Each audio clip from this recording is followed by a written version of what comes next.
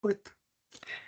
Bueno, lindo otra vez, por cuarta vez encontrarnos con Manuel Rubio, siempre a instancias de ese texto que iniciático seguramente de una serie sobre psicopatología, normalidad, sublimación y libertad.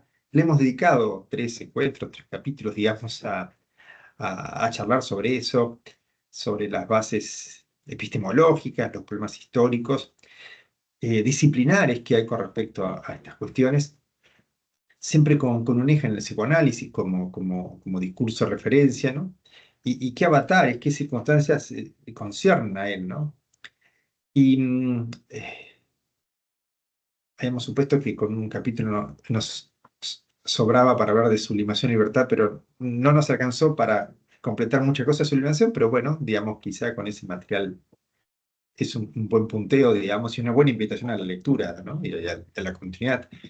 Pero bueno, el problema de la libertad es un tema muy interesante, no solamente en sí mismo, sino por lo que concierne a veces de negativo, de opuesto, ¿no?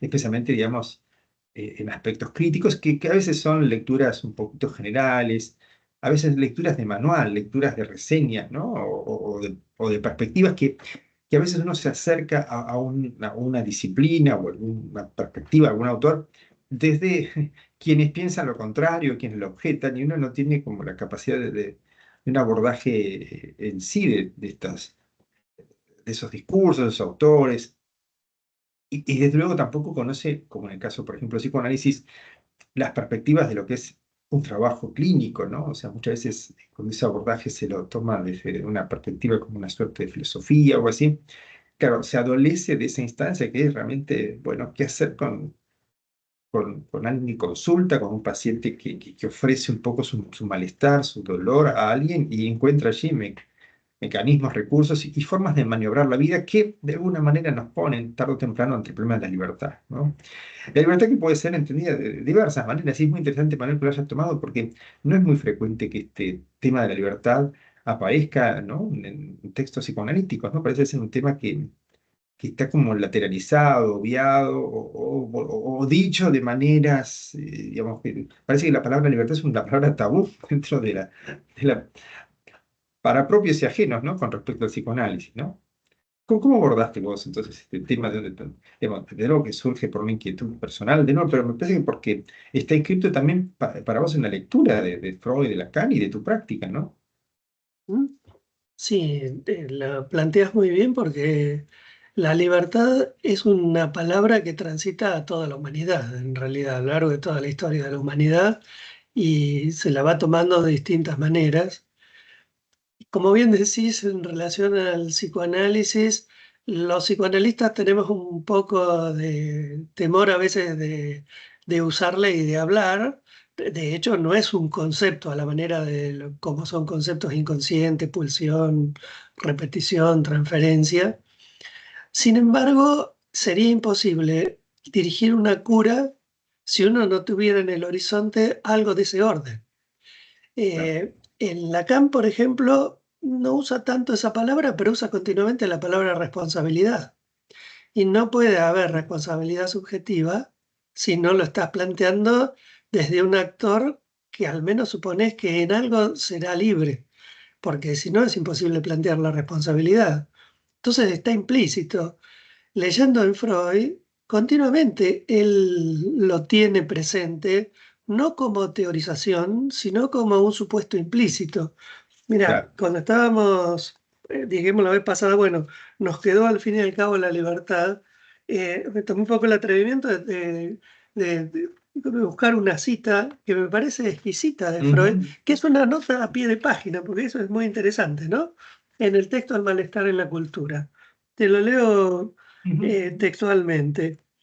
Dice, la actividad profesional brinda una satisfacción particular cuando ha sido elegida libremente, o sea, explica qué quiere decir para él elegida la profesión libremente, cuando permite volver utilizable mediante sublimación inclinaciones existentes. A ver, Claro. es una síntesis exquisita y por eso es que primero antecede a la libertad, el trabajo del texto que vos decís, el capítulo sobre sublimación. O sea, la sublimación como camino para poder entender la libertad, pero la libertad, por supuesto, como una cuestión central en ese sentido. Claro. Sí. No, no, me No, parece no, que digamos, una cuestión quizá que aparece, digamos, como para iniciar un abordaje con algunas categorías que después, no, desde luego, después encienden todo el andamiaje psicoanalítico, ¿no?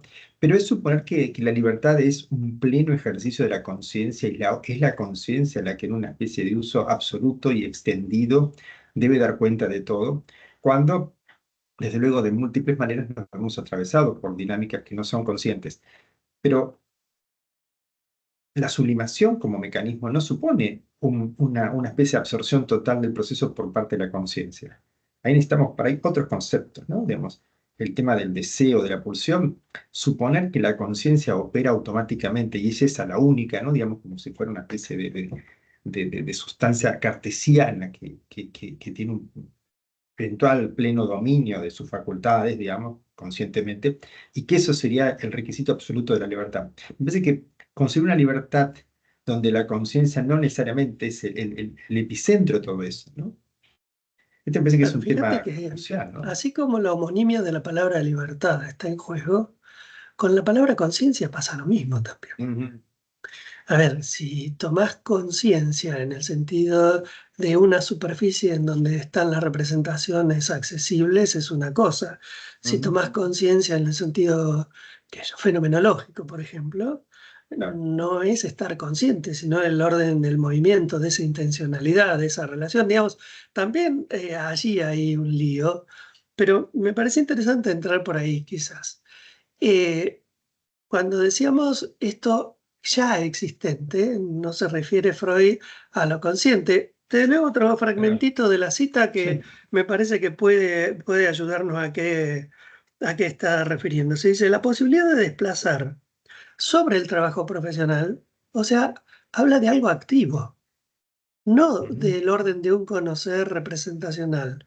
Desplazar sobre el trabajo profesional y sobre los vínculos humanos, porque en Freud el trabajo es lo que permite anclar en la realidad, hacer algo y hacer algo con y por el otro. Esto es maravilloso cómo lo trabaja.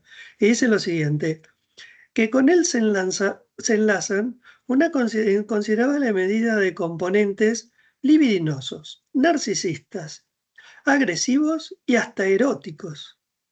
O sea, ¿de qué se trata en última instancia? De la vida completa puesta en juego ahí en una praxis en donde uno elige en acto. A ver, podríamos decir, existe lo biológico, lo psicológico, lo sociológico, lo espiritual, y entonces la libertad estaría en un nivel espiritual para aquellos que pueden servirse a ese concepto, que estaría aislado. Nada más lejos de eso en la antropología contemporánea, y el psicoanálisis participa de ahí. Ahora, vayamos a esto, y este me parece que es otro equívoco. Cuando el psicoanalista piensa, y vos lo decías muy bien en relación a la clínica, lo piensa en función de lo que está sucediendo en una cura psicoanalítica. No hace una antropología. Que a partir de lo que en la clínica psicoanalítica nosotros elaboremos, eso incide en un modo u otro de antropología, en un modo u otro de filosofía, ninguna duda. Pero el psicoanalista no hace filosofía ni hace antropología. A su vez, hemos charlado bastante en términos epistemológicos. No es que como psicoanalistas hacemos epistemología. Nos servimos de la epistemología para poder pensar la epistemología psicoanalítica y en ese diálogo trabajar con todos los riesgos que tiene si nos animamos a meternos en campos que no son los nuestros y creemos entender cosas que no están. claro. Y creo que de ahí vienen un montón de prejuicios en torno a qué entender por psicoanálisis y cómo se juega la libertad ahí, ¿no? Claro. No, pero este campo epistemológico, no hay que ser epistemólogo para preguntarte, para que cada disciplina se pregunte qué estudia, cómo lo estudia, para qué lo estudia, con qué criterios de validez lo hace, ¿no? Entonces, es importante, por ejemplo, qué estatuto epistemológico tiene el concepto de inconsciente, ¿no? Supongamos, si uno supone que el inconsciente es una especie de matriz biológica que opera en el cerebro y que operan mecanismos que no son deliberados para la conciencia, bueno, ese es un concepto inconsciente muy distinto al inconsciente, supongamos, vínculo de la condición lingüística y del lenguaje operando en el ser humano, digamos. Es otra cuestión, ¿no? Pero bueno, lo interesante también es una libertad que tampoco se supone, digamos, como, no seríamos así cuando en la primavera las flores aparecen y los pájaros cantan, digamos, como si de golpe sucediera algo externo a la naturaleza, por fuera de todas las reglas naturales, ¿no? Digo, esto también es interesante porque hay conceptos de libertad que son como una especie de total autonomía, ¿no? También hay un concepto como falso de autonomía y de libertad y de conciencia, que bien decías vos, digamos, esta libertad en acto, ¿no? Es una libertad que se pone en juego, por ejemplo, en el trabajar, en los vínculos. Creo que esa cita es muy bonita de Freud porque pone de relieve una libertad, y lo pone en un adverbio, libremente, ¿no? Digamos, es un modo de actuar, ¿no? La libertad sería como un modo de actuar, ¿no? Que sucede ahí, sucediendo, ¿no? Digamos, siendo en relación, digamos, como te gustaría por ahí decir con Saurí, con la perspectiva existencialista, digamos, no escapa a eso, ¿no? Ahora, otra cosa es una especie de deliberación que ha cortado amarras con todas las condiciones biológicas, sociales, culturales y demás, ¿no? Eh, Desde luego que si operara absolutamente el instinto, la libertad no tendría sentido, porque uno en el mundo animal esa libertad no la supone, supone variaciones y selecciones, supongamos, si uno quiere decirlo en un sentido evolucionista, y que los cambios que se dan de ese modo, digamos, por adaptación, ¿no? Pero esta noción de libertad también supone, digamos, las preguntas por ejemplo, el acceso a los goces, la forma de constituir ideales, ¿no? Bueno, ahí Freud lo decía, ¿no? Digamos, qué vínculos, y qué hace con esas tensiones también opuestas, ¿no? Agresivas, eróticas, etcétera, ¿no? Digamos, o sea, es lidiar y maniobrar en la medida de lo que el ser humano podrá con esos factores, ¿no? Y no independiente de eso, sino vectorizando eso. Mm, Porque fíjate que acá la libertad está pensada de la mano de la sublimación y según el concepto que tengas de uno y otro es lo que vos vas a entender por normalidad o patología también. Porque claro. cuando estamos hablando de esto, no estamos hablando de que habría diagnósticos de patología y habría un diagnóstico de libertad aparte. No es los Mm, determinismos y la libertad. Es un modo de hacer con ese siendo, pero continuo. Y además no es que un día somos libres y de ahí en más ya somos libres. No, no, es una tarea continua y que implica esa responsabilidad. Y que claro, a ver, cuando te escuchaba parecía, bueno, que habría una libertad absoluta o un determinismo absoluto.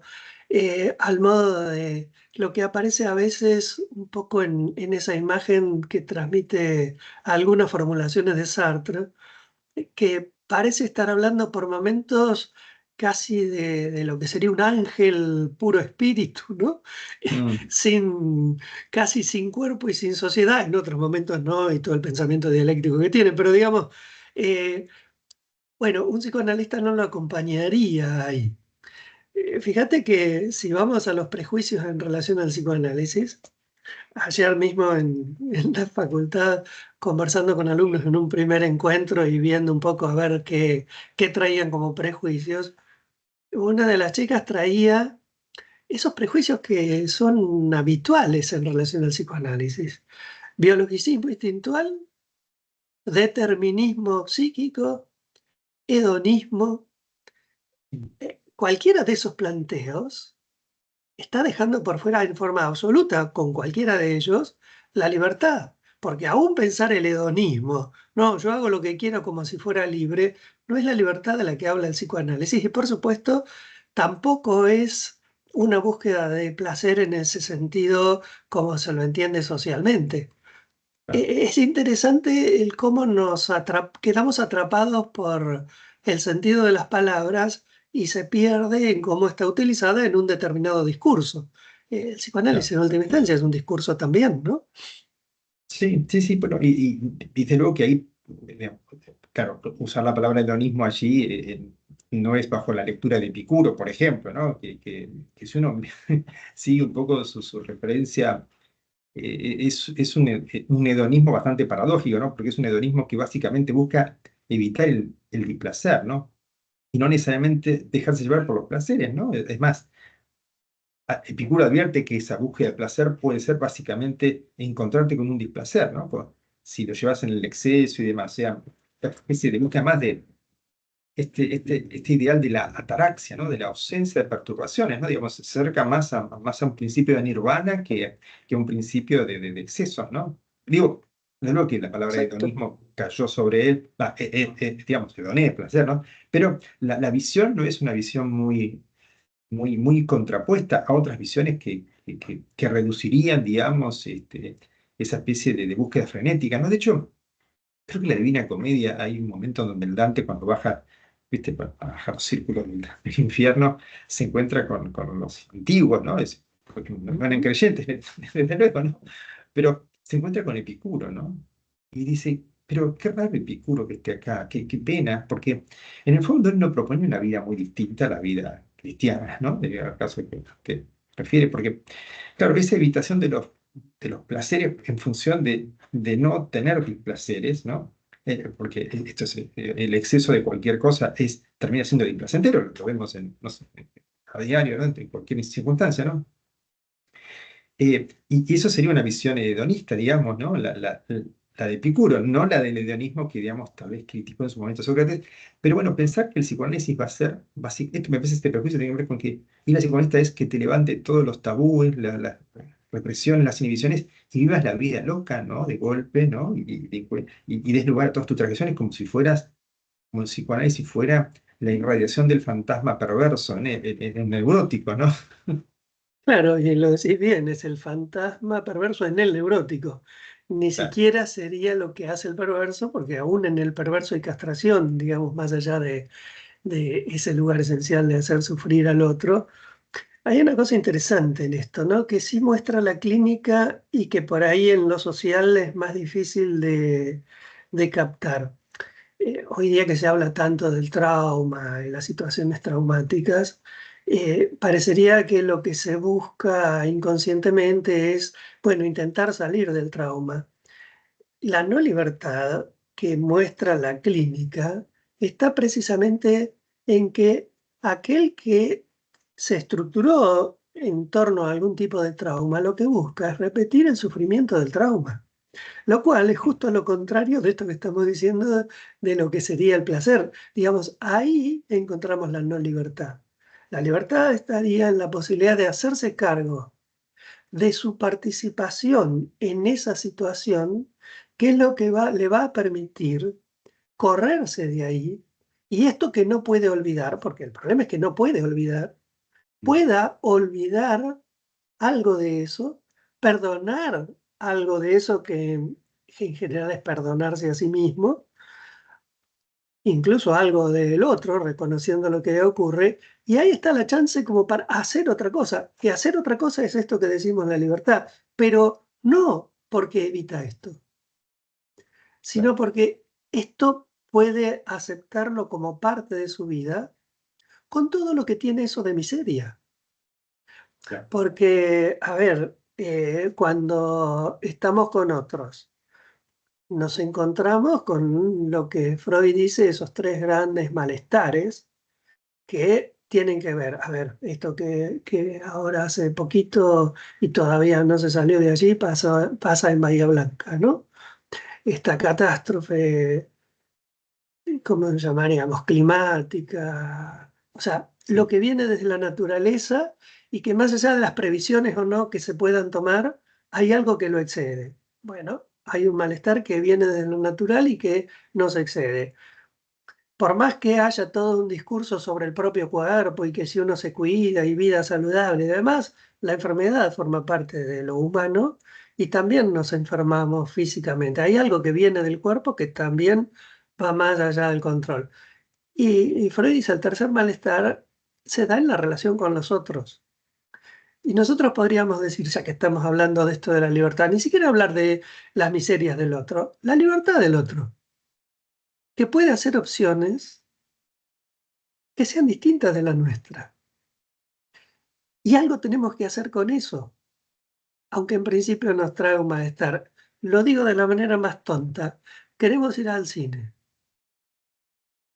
No vamos a elegir necesariamente la misma película. Podemos tener gustos distintos, pero sin embargo, podemos ponernos de acuerdo. Y la libertad está en qué hago con eso. O sea, a ver, ¿dónde vemos la no libertad? Ante la imposibilidad de dejar de hacer algo que lo vengo haciendo siempre, a la manera de esto que decía el trauma, padecer siempre de la misma manera, ¿no? Aún en los casos clínicos que tienen cuestiones así muy tremendas, cabe siempre la pregunta, pero ¿por qué seguir siempre repitiendo en ese Mm, lugar de ese goce que es tan dañino? Eh, en la historia de Freud en su clínica es muy interesante porque al principio no sabía cómo hacer quedar a los pacientes para que duren más tiempo y el análisis funcione mejor. Cuando ya él va trabajando más adelante, la cuestión era al revés. mm, ¿Cómo hacer para que se desprendan del análisis y sigan con su vida más allá del análisis? ¿Por qué? Porque había un goce que quedaba ahí atrapado, del cual no se hacían cargo del todo, y entonces quedaba como dentro del análisis. Esto es muy importante. claro. En análisis la libertad pasa también por terminar el análisis. Es interesante esto, Manuel, porque toca con otros puntos por ahí globales de la perspectiva de libertad, que es cuáles serían como dos enemigos de la libertad. Uno es el determinismo, sea biológico, social, etcétera, y entonces el concepto de alienación, es decir, el otro es el que determina por uno lo que uno quisiera, desear, etcétera, etcétera, está determinado por otro, ¿no? Y esto me parece tiene que ver también con, puede haber una alienación también si no se trabaja esta relación, por ejemplo, con un analista, pero yendo al punto también general y estructural, ¿no? De, de una alienación que surge en la constitución humana, ¿no? Pero que no es el estadio definitivo, es un estadio que hay que atravesar constitutivamente, pero para llegar a un estadio ulterior, donde se supone que en algo uno maniobra su propia vida, ¿no? Como si vos vectoriza, por ejemplo, algo vinculado a su deseo, a sus pulsiones, a regular un poco sus placeres, ¿no? Digo, siempre en un margen donde, bueno, entre comillas, habrá que negociar y encontrarse con el otro, como decís vos, en casos sencillos, o relativamente sencillos como ir al cine. Por algo la gente no va tanto al cine ahora, seguramente porque tiene otra Bueno, forma de regular el goce que es sí, cada soy uno con su viejo en propia eso. pantalla, ¿no? ¿No? Digamos, también es cierto que, y otras confusiones, este es un punto, ¿no? Y otro punto me parece que es confundir la libertad con una especie de narcisismo, es decir, un colmarse a sí mismo de cuestiones, eh, digo, en un plano un poquito más extenso que el mero hedonismo, ¿no? Un narcisismo que tiene que ver a veces con, no necesariamente con darse placeres, sino con sostenerse a sí mismo y solo a sí mismo sin encontrarse con el otro, ¿no? Porque es una especie de libertad extraña, pero el concepto de libertad quizá que es que cada uno resuelve su vida consigo mismo sin la libertad de que nadie te moleste, digamos, y nadie entorpezca esto, ¿no? Cuando la libertad, porque vos lo decías de algún modo, tiene que ver con un vínculo con el otro, ¿no? No hay libertad en Robinson Crusoe, ¿viste? Se tiene que buscar a viernes para ser libre de alguna manera, ¿no? Y acá me parece que hay cuestiones generales, estructurales del concepto de libertad y hay cuestiones también culturales, epocales, que hacen de eso algo también particular, ¿no? También otro concepto de libertad que también es problemático es un concepto de libertad en términos de individualidad, ¿no? O sea, como que, bueno, el libre un individuo que se sujeta solo a sí mismo, digamos, ¿no? Y esto me parece que tiene que ver con, efectivamente, con lo que decías antes, ¿no? Eh, ¿Qué pasa con la repetición, ¿no? Porque parecía ser que ese sujeto conformado en una suerte de alienación tendería a repetir y estas situaciones traumáticas se repiten. ¿Y cómo se aborda eso desde un marco de libertad donde efectivamente la primera cuestión es no dar a la libertad un valor que no tiene la condición humana, digamos, ¿no? O sea, mm, después vendrá el problema moral de la libertad en términos del bien y el mal, pero digamos, previo a todo esto, esa libertad, digamos, en términos de no determinado, ¿no? No condenado a una suerte de repetición, ¿no? Pero al mismo tiempo sin pensar que puede quedar fuera de esos mecanismos, ¿no? Porque esa es la otra fantasía, decir que la libertad es liberarse. ¿No? Este es el otro problema, digamos. Claro, porque fíjate que cuando están todos estos planteos, lo interesante es qué pensamos del humano. Parece que primero soy yo y después me puedo encontrar con otro. Esa es una antropología que, bueno, tiene mucha historia. Por ahí en lo más cercano viene desde la modernidad, ¿no es cierto? La razón razonante que está por fuera y puede entrar en una res extensa, que son dos sustancias distintas. Entonces, una, digamos, a lo sumo, si es más materialista, determina la otra, el idealismo, pero no podemos hoy día pensar a lo humano como yo estoy acá y la circunstancia está allá y yo puedo entrar y salir de la circunstancia. A ver, es muy linda en ese sentido la síntesis que hace Ortega. Yo soy yo y mis circunstancias. En donde yo soy yo y mis circunstancias, esa misma palabra yo no es equivalente en la primera parte de la frase y en la segunda. Porque yo soy yo y mis circunstancias, todo junto. Y el segundo yo es otra cosa. Este segundo yo es el que me parece confundimos con la conciencia y ahí viene el lío en función de qué hago con eso. Eh, Podemos ir al origen, ¿no? O sea, que hablabas de alienación y que un bebé puede ser libre. Puede parecer absurda esta cuestión, porque ahí sí no le vamos a atribuir deliberación consciente a un bebé. Y cuando digo bebé, digo un bebé de meses. Pensemos lo siguiente, la mamá tarda para ir a darle de comer, después va y lo pone al pecho y se lo rechaza. Ese acto de rechazo. Ahí nosotros podemos encontrar algo que se singulariza diferenciado del otro. Ahí hay una opción. No podemos atribuirla conscientemente. Pero gracias a eso también va estableciendo un lazo en donde no está todo tomado por el otro, está marcado algo que va desde sí. En Freud era claro, cuando lo pone en un principio, nosotros decimos, bueno, primero somos y después elegimos. Freud dice, bueno, no, primero lo que está es el juicio de atribución. Esto me gusta, esto no me gusta, por supuesto que, y después viene el juicio de existencia, tomando un poco lo de Kant, ¿no? Los dos juicios.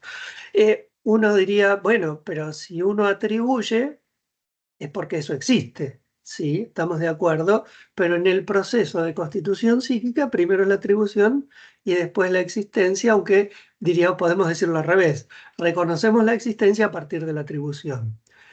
Aquí ya tenemos un modelo básico como para poder pensar estas cosas, en donde eso solo se da en una relación, no Claro. es en mi mismo individuo. Perdón, Manuel, para matizar acá, Sí, no, no. digamos que el bebé, ese juicio de atribución lo hace bajo una regulación del principio de placer, no del principio de realidad, ¿no? Porque el principio de realidad viene a posteriori, digamos, al atribuirle la existencia fuera de la percepción, por ejemplo, fuera, ¿no?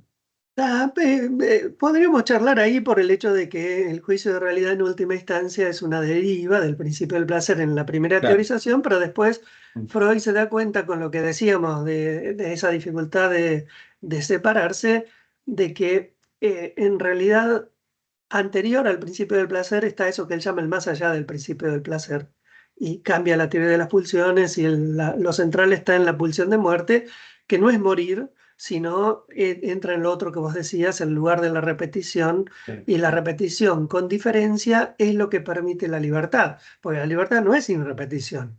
La no libertad es la repetición de lo mismo, pero porque cuando estamos siendo libres estamos tomando algo de lo ya sido, de lo que viene repitiéndose y lo mm, vectorizamos de otra manera, que es donde viene el problema cuando hoy día y de una manera muy interesante, si se has planteado, eh, bueno, ante determinadas situaciones es necesario empoderarse. Pero depende que entendamos por eso. Porque si empoderarse es invertir en forma especular, si antes me pegaban, yo ahora pego, sigo siendo tan esclavo como antes.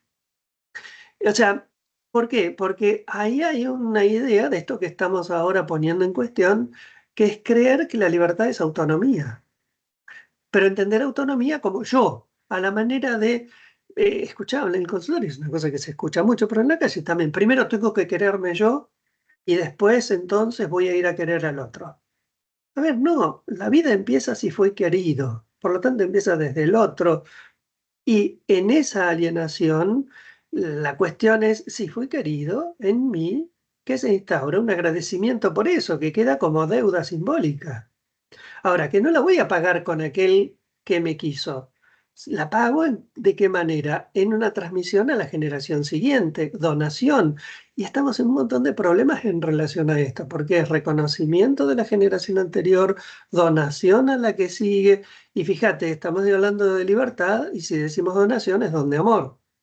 Palabra tremenda otra vez porque se la suele confundir con enamoramiento bueno, ahí estamos hablando de algo muy, muy amplio. Para poder hablar de libertad en tanto praxis, es necesario creer que puede haber algo diferente, si no, ¿por qué ser libre? Y algo diferente, estamos metiendo otro concepto terrible, un estado de ánimo esperanzado y no angustiado. Mm, Porque si no, no hay claro. libertad posible. Bueno, ahí entramos en otro capítulo. Digamos, es todo un juego en donde una cosa va llevando a otras implícitamente, aunque no nos demos cuenta, ¿no? Claro, me parece que un poco tal vez para ilustrar esto, estas cuestiones y retomándolo a Sartre, en un momento él describe lo que fue en París la toma de la Bastilla, ¿no? Y él cuenta que ese día, digamos, esa mañana, la gente se iba sumando a las calles y todos marchaban, mirando solamente la Bastilla, ¿no? A ese grito de liberación, digamos, ¿no? Del poder real y demás. Y claro, incendia la Bastilla, símbolo, digamos, de la opresión y Ujú. de una realeza ajena totalmente a las vicisitudes del pueblo, etcétera.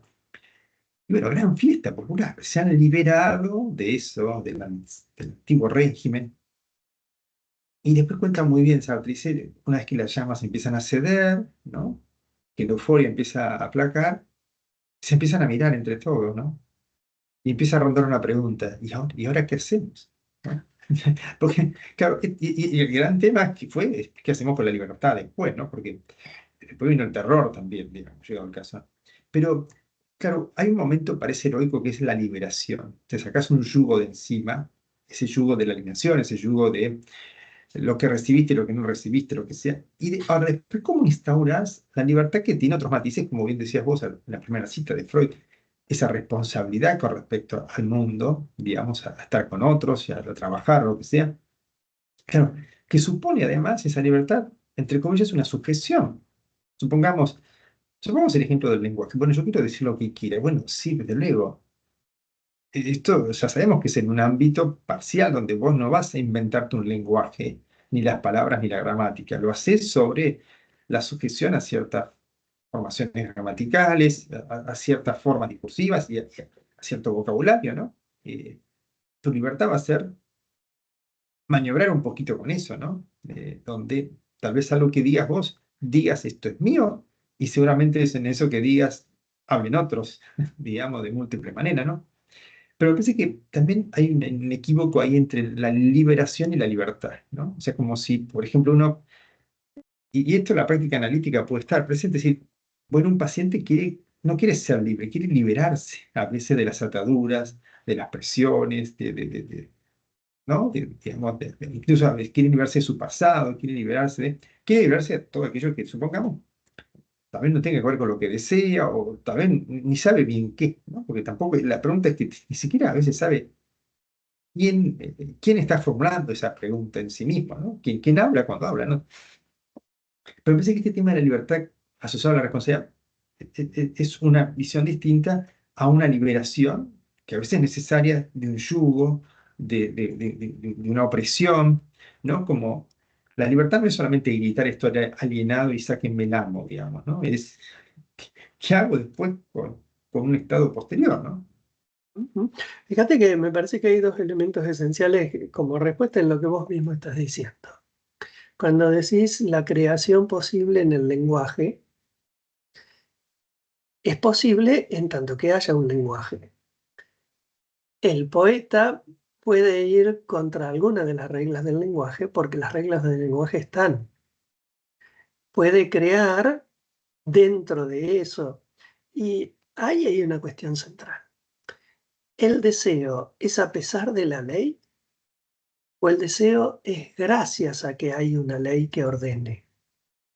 Si no hay una ley simbólica inscripta, no es posible desear porque no sé desde dónde, ni a qué, ni para qué. Este es el gran drama de la creencia. Bueno, ese es el problema del individualismo liberal llevado a una radicalidad, ¿no es cierto? Mm. Eh, Se rompe a sí mismo porque es imposible.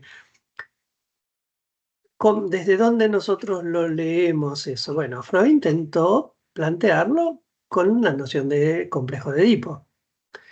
Podemos después discutirlo antropológicamente, históricamente, lo podemos elevar solo a nivel de mito, desde ahí lo que es el complejo de castración y toda la elaboración que implica, digamos, podemos ahí tomar toda una vía, pero dicho así, en forma simple, es necesario tener en cuenta en esto que estamos diciendo para poder ser libre que haya un ordenamiento con algún tipo de ordenador, bueno, puede ser el falo simbólico, como lo tomamos, la cara real del objeto que ancla. Después, para teorizarlo, requiere un montón de conceptos. Pero dicho así en simple, cuando leo la palabra liberación y en América Latina tiene mucha historia e incluso en distintos ámbitos, no solamente en el ámbito político, en el ámbito teológico, ¿no? Teología de la liberación, filosofía de la liberación, así que también es polisémica, digamos, no tenemos que darle un único sentido, pero como vos lo estabas describiendo, vos estabas describiendo la cara imaginaria de lo que se cree que es autonomía, que es sacarse de encima al otro. Eh, Hay un ejemplo en las Confesiones de San Agustín que Lacan lo toma como para estudiar lo especular. Y me parece muy, muy interesante. Eh, San Agustín lo que dice es que quedó impactado. Hay distintas traducciones, ¿viste? Como siempre ocurre con eso, pero voy a usar simplemente una. Eh, Al ver cómo, lo digo incluso más con nuestro argot actual, cómo se ponía verde de envidia un chiquito mirando cómo su hermano de leche estaba tomando de la ama la leche en eso de la teta, digamos, en ese momento. A ver, según cómo resolvamos esto y qué pensamos que le pasaba a este chiquito, Mm. es también cómo podemos plantear esta liberación. Nosotros podemos plantear lo que pasaba es que quería tener el objeto que tenía la otra, que tenía el hermanito de leche, o sea, quería sacarlo para tomar en la teta. Sin embargo, nosotros lo que observamos habitualmente en situaciones así es que no es eso, no es tener el objeto, sino el desarmar esa imagen de completud que está habiendo en ese goce completo que el otro está teniendo. El solo hecho de que el otro lo saquen de ahí y deje de tomar la teta, se le va lo verde de envidia. Ya está, porque la envidia es verse uno en falta ante la completud del otro. Entonces, muchas veces eso que vos decís como liberación entra en ese orden especular.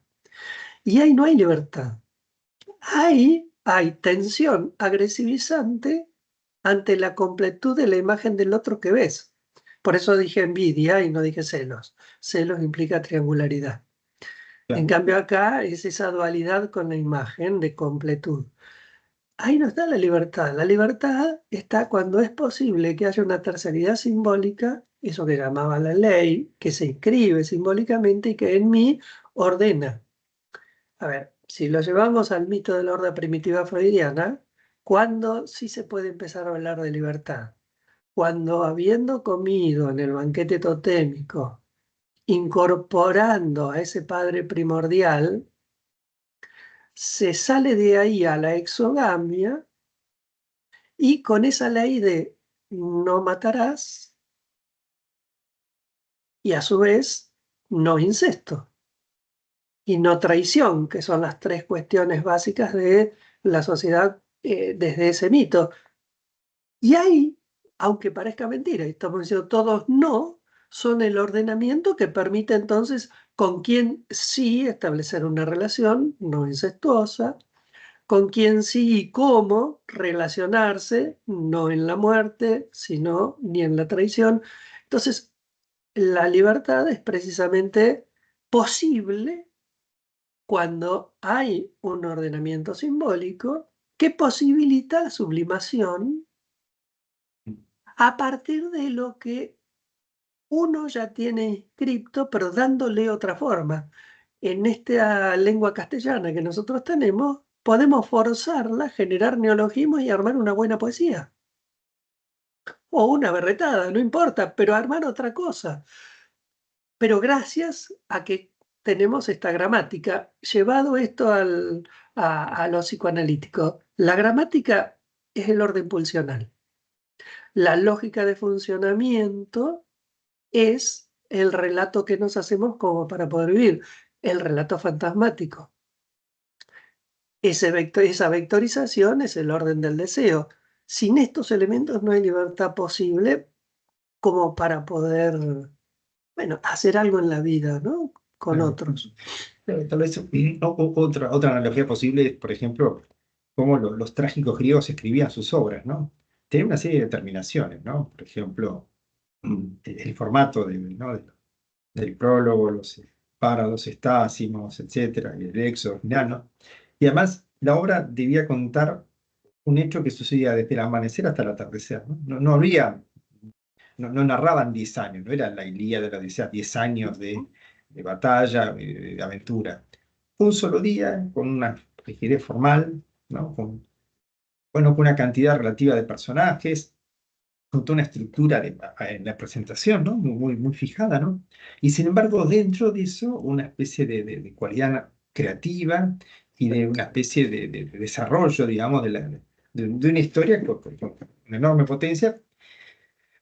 Y digamos, bueno, no sé si es un acto libre, pero ese acto creativo que después invita a otros a que puedan hacer algo consigo mismo, ¿no? Porque en el fondo ese llamado a la catarsis, por ejemplo, ¿no? Esa posibilidad de juego identificatorio y de que te pase algo frente a algo que no es, ¿no? Digamos, como puede pasar ahí con el arte. A los personajes le pasan cosas, pero los actores no, digamos, le pasan cosas a máscaras, ¿no? Y eso me parece que es un bonito ejemplo quizá para pensar esto mismo que decías vos. Hay un orden pulsional, hay una alienación, hay unas determinaciones biológicas en el sentido de limitaciones físicas dadas y que esto no necesariamente atenta en contra de la libertad en el sentido, bueno, en este sentido más complejo, más profundo y no imaginarizado de libertad bajo digamos, bueno, ese sesgo de una de las posibilidades, como bien decías vos, de la liberación, desde luego, esa palabra es usada de múltiples maneras, pero bueno, en este sentido que yo tomaba, en el sentido de esta especie de fantasía de te sacás el yugo y ya automáticamente sos libre, ¿no? ¿Viste esos experimentos que se han hecho, por ejemplo, eh, eh, eh, en un supermercado, se escucha en un parlante, durante 10 minutos pueden cebarse lo que quieran? La total libertad, ¿no? Sacaste las restricciones económicas, digamos, todos esos mecanismos que uno tiene cuando va a comprar y con las libertades y no libertades que uno tiene con respecto a eso.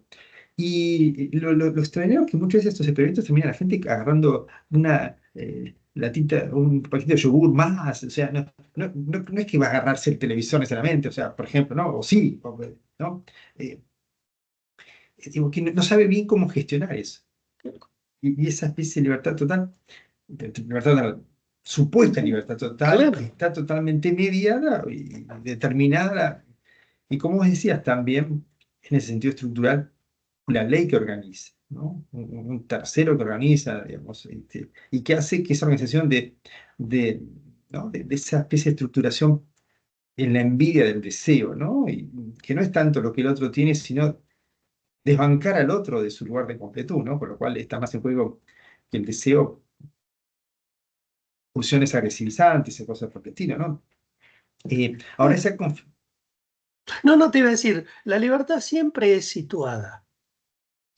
Aún en lo epistemológico, cuando decimos, bueno, ¿bajo qué supuestos implícitos estamos operando? Está situada.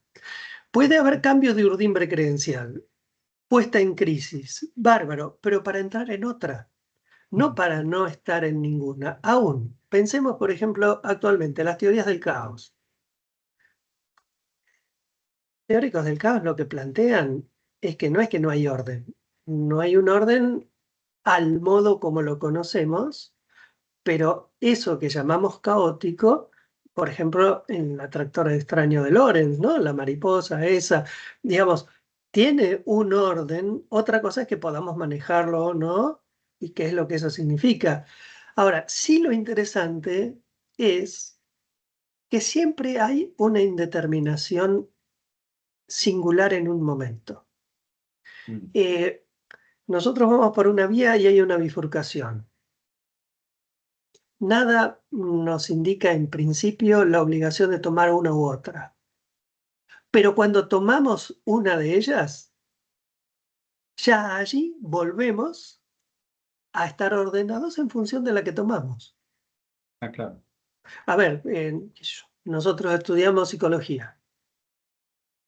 Podríamos haber estudiado todas las carreras que podría haber habido, digamos, suponiendo que íbamos a estudiar en la universidad. Desde el momento que tomamos psicología como carrera, no vamos a construir puentes. Entonces perdimos libertad porque no vamos a construir puentes, porque no hicimos ingeniería. Si querés verlo como que libertad sería hacer todo lo que un humano puede hacer, sí, pero eso no es la libertad humana. La libertad humana es situada. Ahora, a su vez, dentro de la psicología, estamos charlando fundamentalmente de psicoanálisis. ¿Por qué? Si está el cognitivismo, lo sistémico, la fenomenología, que 500 escuelas tenemos. ¿Por qué una? Pero si nos metimos por una, nuestra libertad está en el ejercicio de eso. Pero mira todo lo que perdimos. Es que sí, Bueno, siempre es con pérdida. para tomar esa referencia que siempre viene bien de Aristóteles de la actipotencia, ¿no? No somos menos libres porque dejamos potencias de lado, somos libres en todo caso por los actos que conquistamos o que avanzamos, ¿no? Desde luego que, claro, en una visión así, digamos, hasta Kant, en el sentido histórico, ¿no? Figuras como Descartes o Leibniz tenían todo el saber de su época, podían ser ingenieros hidráulicos, matemáticos, diplomáticos, juristas, digamos, bueno, era un mundo que Más digamos, Aristóteles todavía. bueno, digamos, pensemos que ahí la filosofía era el saber todo, más o menos, ¿no? De organizar el saber que sabe todo, al punto tal de, por ejemplo, que Newton también se entiende filósofo, es su libro donde establece la teoría de la ley de gravedad, digamos, se llama Principios de Filosofía de la Naturaleza. De hecho, pensar la naturaleza es una forma de filosofía. Para otro tema, pero digamos, Sí, tiene sí. una visión que luego hoy la enorme parcialización de los saberes hace que podamos actualizar muy poquito, ¿no? Y cada vez la figura del especialista, también esto es otra cuestión, ¿no? Pero volviendo al punto interesante, Manuel, que decías, es esto de la repetición y que la libertad tiene que ver con una especie de diferencia en la repetición. Creo que viene bien, por ahí puede ser muy bonito este concepto de realidad, donde juega con la palabra diferencia, por ahí en francés tiene esos matices diferentes, ¿no? No solamente diferente en el sentido de que no repite lo igual, sino que lo hace diferidamente, ¿no? Lo que difiere, no solamente como distinción, sino que se demora, se dilata en el tiempo. Y esto es interesante porque también aquí hay una cuestión importante de la temporalidad, ¿no? Con respecto a la libertad, ¿no? Y, y, am, y que tiene que ver un poco con el tema de la asignación que habíamos hablado, ¿no? Porque diferir también el objeto, ¿no? Y dilatar la satisfacción canjeando el objeto. Entonces, y en esto está, creo que puede ser un núcleo importante del concepto de libertad aquí, ¿no? No repite exactamente el objeto. ¿Cómo se lo encuentra? Hay que saber hacer algo para que ese objeto nuevo aparezca. Y también suprimir esta especie de imperativo a la inmediatez, ¿no? ¿No? A que tiene que estar ya, ¿no? Eh, y ya, como tal vez como decías antes vos, ya lo que uno quiere es desmantelar al otro, ¿no? Esa envidia, digamos, porque, digamos, incluso esta pregunta, digamos, cuando un paciente dice no soy libre, no sé, supongamos, ¿no? Por ahí no lo dicen estos términos, pero la pregunta inmediata es, en el fondo tampoco sé lo que quiero. Es la segunda pregunta, por lo tanto, es una libertad que tampoco sabe muy bien de qué y para qué, ¿no? O sea, sabe que no, pero no sabe que sí. Y ni siquiera sabe cuál es exactamente la ley que lo instaura, ¿no? Desde luego, no es que está perdido la vida, pero en el fondo estas preguntas que parecen ser como genéricas y vistas así, son preguntas que después se presentifican en forma singular, ¿no? Fíjate que Lacan sobre el final elabora otro concepto que va más allá de la sublimación, porque la sublimación, estamos diciendo, está todavía muy atada a este orden de la historia. Y él sobre el final hace, bueno, como esos, el uso del lenguaje que él hacía, ¿no? Toma la escritura de la palabra síntoma, pero en el francés antiguo, lo escribe con TH, ¿no? Symptôme, que en castellano la E se transforma en A, ¿no? En general decimos síntoma, ¿no? Pero con H. ¿Y a qué se refiere con eso? A la posibilidad de hacer algo más allá de las inscripciones inconscientes, pero no sin ellas. Eh, ¿Cómo sería un poco la fórmula? Pues me acordé por lo que vos dijiste, saber hacer allí con lo que había dado lugar a el síntoma. O sea, es también tomar aquello, pero más allá de esas determinaciones inconscientes, porque el síntoma sí tiene determinaciones inconscientes, Freud eso está clarísimo y Lacan lo sigue elaborando. Y usa otra frase en ese sentido, al modo de lo desabonado de lo inconsciente. Obviamente que para estar desabonado tuviste que estar abonado. Vos tenías un abono en el Colón, ahora no lo tenés, pero quiere decir que si estás desabonado es porque lo tenías. Pero desabonarte era en ese orden de lo que decíamos, la posibilidad de olvidar, pero hacer otra cosa distinta, yendo hacia adelante con aquellos elementos. Y ahí está lo novedoso. Lacan prefiere hablar de invención y no de creación, por la cuestión significante, creación, el fiat luz de Dios, que es la creación significante de la nada. En cambio, la invención, el inventor inventa algo único, a distinto de la producción que es en serie, pero inventa a partir de rehacer con los elementos que hay, ¿no? El inventor no parte de la nada, no parte de cero. Y en este sentido, y es una cosa central para lo que veníamos diciendo, para salir del individualismo, en este reconocimiento del lugar del otro, es otra manera de ubicar la noción de qué es un padre, que es a lo largo de la historia del psicoanálisis, la noción de padre fue fundamental. De hecho, incluso en los primeros seminarios, Lacan dice, toda la teoría de Freud es para poder responder qué es un padre. Es muy interesante pensarlo en esa línea. Él fue haciendo, en Freud hay al menos tres teorías del padre, en Lacan va cambiando también, pero cuando termina es prescindir del padre, pero a condición de servirse. O sea, ya no estar en una obediencia por amor al padre, pero sirviéndose de aquello que de él quedó inscrito. Entonces ahí viene una manera de pensar la libertad en relación a este concepto de síntoma, que bueno, no está desarrollado en el libro, yo esa parte me parecía muy complejo para tomarlo, está implícito. Los elementos están, no está el concepto desarrollado, ¿no? Pero va en Mm. esta línea de lo que vos estás diciendo, me Sí, parece.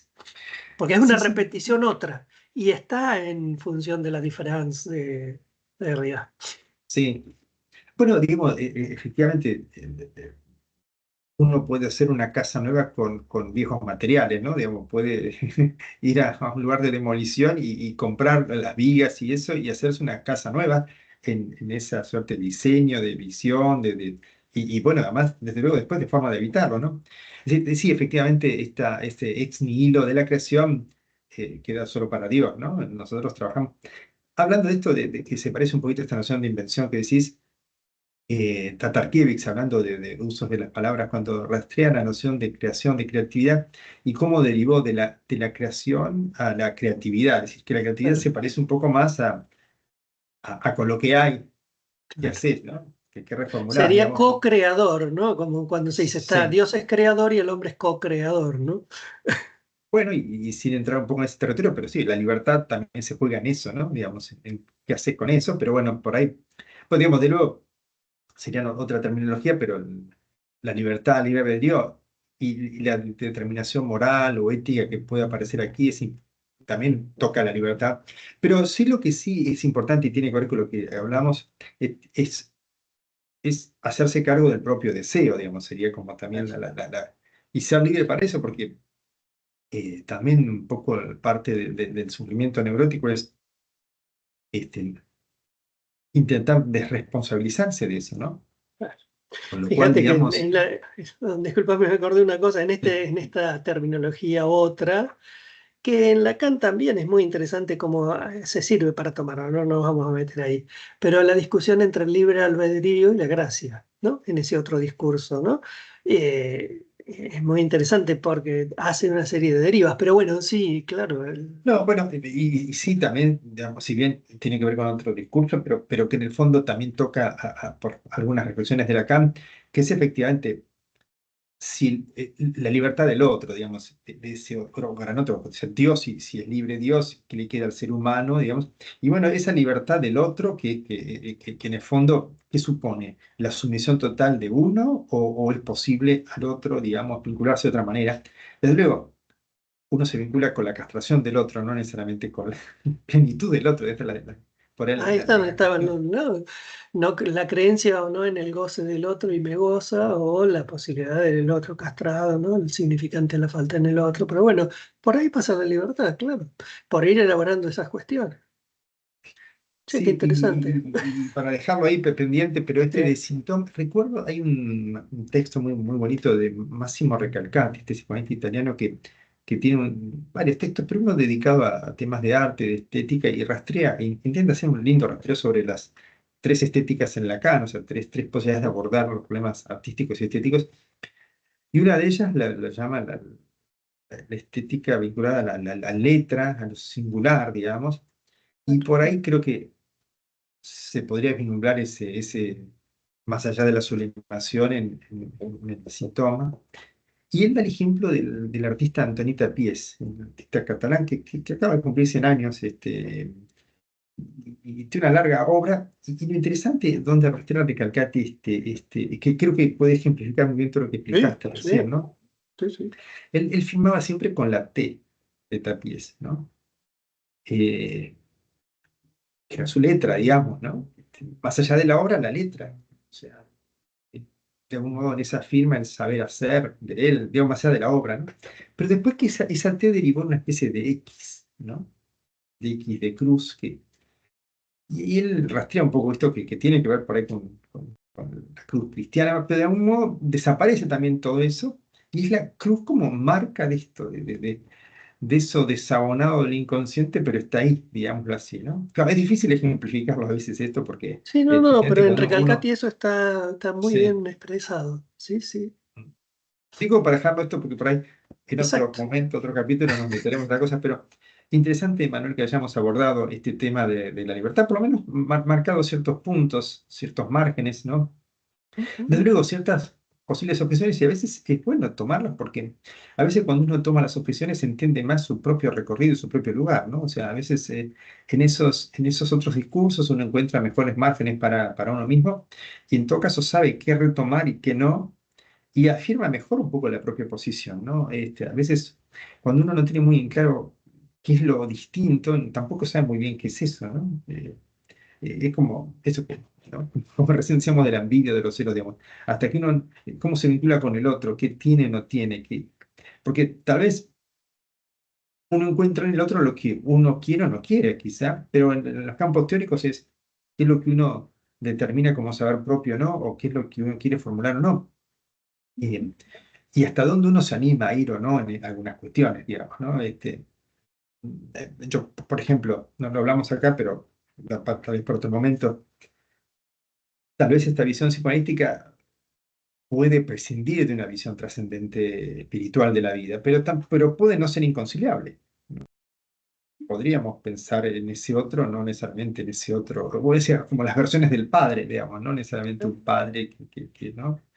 Pero daría para otras cuestiones, pero me parece que también el sentido de trascendencia puede no estar en oposición al psicoanálisis, que sería, no sé, supongamos una visión materialista y agnóstica o atea y demás. Digo, tranquilamente podría concebirse sin estar lastimando los conceptos esenciales o renegando de ellos. No, no, también da para pensar en esa otra visión, ¿no? De asumir otra visión de estas cuestiones, ¿no? Es que fíjate que ahí es querer elevar al psicoanálisis a una cosmovisión y el psicoanálisis no es una cosmovisión. Claro. Sí, sí, y además saber cómo puede dialogar con otras Con otras disciplinas, disciplinas, pero con otras hasta donde experiencias, ¿no? con sus alcances y límites. No es ni una filosofía ni una cosmovisión, es una disciplina que tiene su alcance y límite, ¿no? Ujú. Y poder dialogar Bueno, con otras es también importante, ¿no? Bueno, creo que hicimos en estos 4 encuentros un poquito no de reseña del libro, porque es simplemente una invitación a leerlo, pero sí a través del libro, ¿no? Que a veces es muy fecundo esto, ¿no? Que permite haber atravesado, bueno, en este caso para vos, esa escritura, pero qué otras derivas tiene, qué otras posibilidades, y desde luego que la lectura lleva a otros lugares, lleva a otras atenciones, a otra manera de desplazar y de desplegar los conceptos, ¿no? Pero viene bien siempre el formato del diálogo para ver un poco qué otras resonancias puede llegar a tener, ¿no? Así que bueno, será hasta un próximo encuentro, Manuel. gracias, Walter.